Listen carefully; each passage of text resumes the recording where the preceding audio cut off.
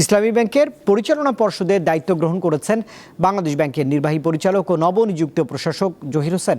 সোমবার ব্যাংকের প্রধান কার্যালয়ে সংবাদ সম্মেলনে তিনি জানিয়েছেন, দ্রুততম সময়ের মধ্যে নিরপেক্ষ সদস্যদের নিয়ে একটি পর্ষদ গঠন করা হবে।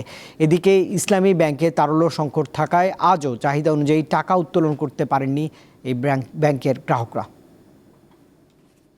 ব্যাংকিং ব্যবস্থা চলে আস্থার উপর, তার সবচেয়ে বড় প্রমাণ হচ্ছে এই ইসলামী ব্যাংক। গ্রাহকরা আস্থার সংকটে মাত্র কয়েক সপ্তাহের ব্যবধানেই এই ব্যাংক থেকে 5,000 কোটি টাকা তুলে নিয়ে যায়।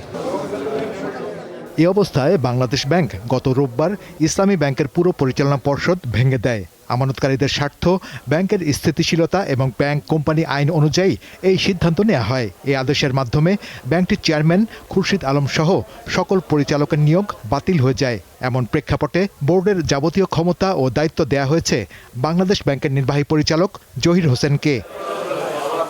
আস্থার সংকটে গ্রাহকরা ব্যাংকটি থেকে বিপুল পরিমাণ টাকা তুলে নেওয়ায় তীব্র তারল্য সংকট তৈরি হয়। পরিস্থিতি নিয়ন্ত্রণে আনতে গেল রোববার ইসলামী ব্যাংককে 2,500 কোটি টাকার জরুরি তারল্য সহায়তা দেয় বাংলাদেশ ব্যাংক। তারপরও সোমবার গ্রাহকরা কাঙ্ক্ষিত পরিমাণে অর্থ উত্তোলন করতে পারেননি।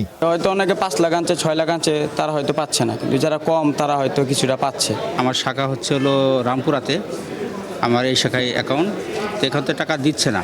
এবার বুথে গেলাম, বুথে সবগুলো বুথ বন্ধ পাইছি। ওখান থেকে হাঁটতে পর্যন্ত আসছি, অনলি ফর 50,000 টাকার জন্য এখানে চলে আসছি। আসল ফল থেকে তৈরি, সম্পূর্ণ প্রিজারভেটিভ মুক্ত ফ্রুটিকা, পিওর মানে ফ্রুটিকা। এদিকে দায়িত্ব বুঝে নিয়ে সোমবার ইসলামী ব্যাংকের প্রধান কার্যালয়ে সংবাদ সম্মেলনে নবনিযুক্ত প্রশাসক জানান, গ্রাহকদের আস্থা দ্রুত ফিরিয়ে আনতে সব ধরনের পদক্ষেপ নেওয়া হবে। জানেন, আমাদের যে ব্যাংক কোম্পানি আইন 1991, সেই অনুযায়ী আমাকে পর্ষদের দায়িত্ব দেওয়া হয়েছে আমানতকারীদের আস্থা ফিরিয়ে আনার জন্য এবং গ্রাহকদের যে স্বাভাবিক সেবা, ব্যাংকের যে স্বাভাবিক সেবা, সেটা নিশ্চিত করার জন্যই কিন্তু আসলে আজকে থেকে আমাদের নতুন যাত্রা শুরু হয়েছে।